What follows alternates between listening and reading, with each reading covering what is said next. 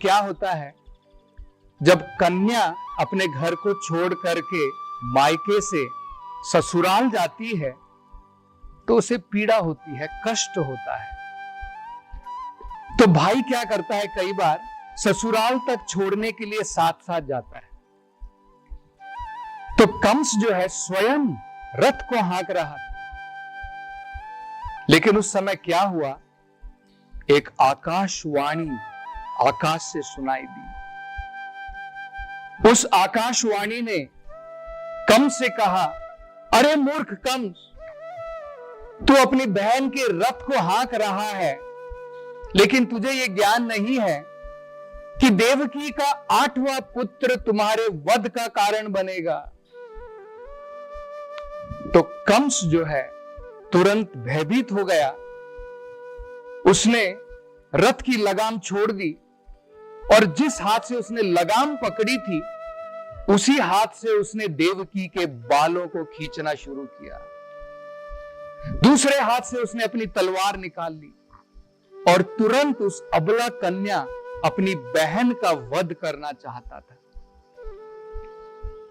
उस समय वासुदेव ने जब ये घिनौना कार्य देखा, तुरंत वसुदेव ने कंस से कहा, अरे कंस, क्या तुम मृत्यु से इतने घबराते हो कि अपनी मृत्यु के लिए, उससे बचने के लिए तुम अपनी बहन का वध करना चाहते हो?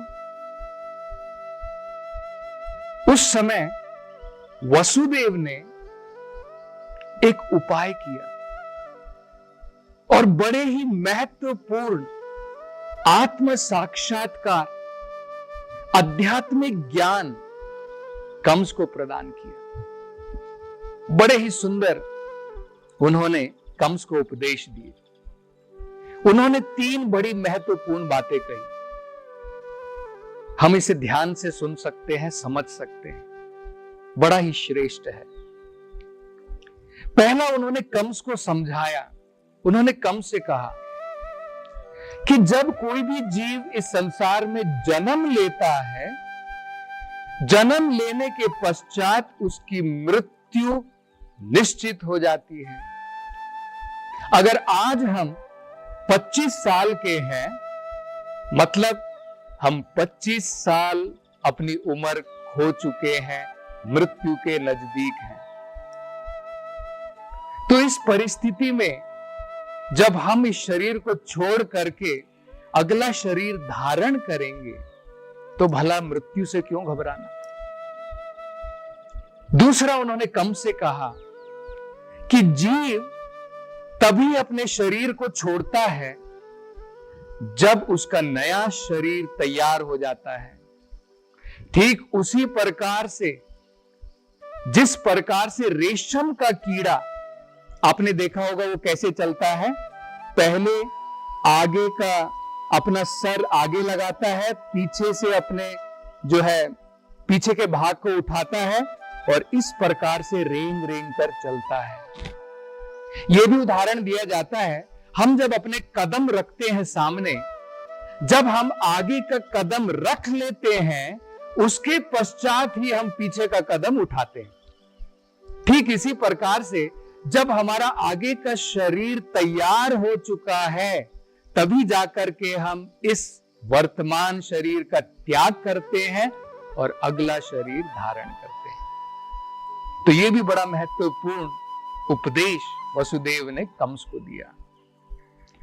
तीसरा, वो कंस को बताते हैं कि जिस प्रकार से सूरज एक है, उसका रूप भी एक है, चंद्रमा का रूप भी एक है, लेकिन वही सूरज, वही चंद्रमा जब हिलते हुए पानी में, जिस पानी के अंदर में जो है, जो शांत नहीं है, जो अशांत पानी है, जब उसके अंदर में उसका प्रतिबिंब आता है, उसके अनेकों प्रकार के अलग अलग रूप नजर आते हैं। ठीक इसी प्रकार से आत्मा का रूप एक ही है, लेकिन जब हमारा मन विचलित होता है, जब हमारा मन चंचल है, अशांत है, जब उसके अंदर में अनेकों प्रकार की भौतिक आकांक्षाएं हैं, इच्छाएं हैं, उसके कारण आत्मा इस भौतिक संसार में अनेकों प्रकार के शरीर धारण करती है। हमने रात में भी देखा होगा, रात के समय में जब मन विचलित होता है, सपने के अंदर में अनेकों प्रकार के हम शरीर धारण करते हैं। तो इस प्रकार से आत्मा अलग है और ये शरीर अलग है। इस प्रकार का ज्ञान वसुदेव ने कंस को दिया, लेकिन असुरों के ऊपर उपदेशों का कोई असर नहीं पड़ता है। फिर वसुदेव ने सोचा कि मुझे कुछ ऐसा तो करना चाहिए जिसकी वजह से अभी अगर मैं देवकी की जान बचा सकूं, वो महत्वपूर्ण है। आगे अपनी संतानों के बारे में बाद में सोच लूंगा, पहले देवकी की जान बचा लूं। इससे भी हम एक बड़ा महत्वपूर्ण एक अंग जो यहां पर सीख सकते हैं, संकट की परिस्थिति में अगर हम आते हैं तो भगवान ने जो हमें बुद्धि प्रदान की है वो भगवान के द्वारा ही दी गई है। उसका उपयोग करके किसी न किसी प्रकार से हमें संकट की स्थिति से बाहर निकलने का प्रयास करना चाहिए, अपना कर्तव्य करना चाहिए।